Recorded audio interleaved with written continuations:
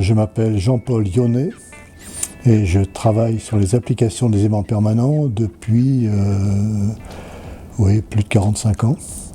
Je suis actuellement directeur de recherche CNRS émérite.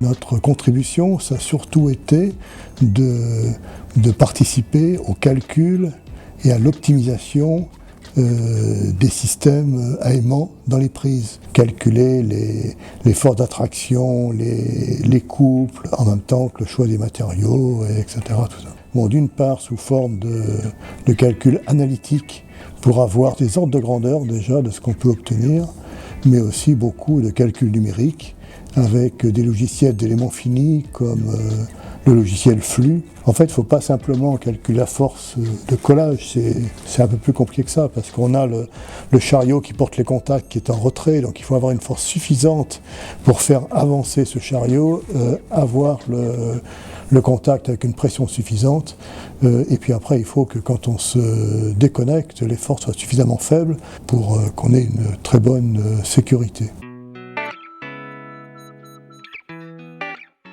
Alors, il y a une très grande culture grenobloise du magnétisme depuis les années 40, depuis l'arrivée de Néel. Et Néel a développé tous les laboratoires de recherche relativement fondamentaux sur le magnétisme. Et en même temps, Néel a participé aussi au développement de l'INPG, avec des labos de recherche qui travaillaient sur tout ce qui était application du magnétisme.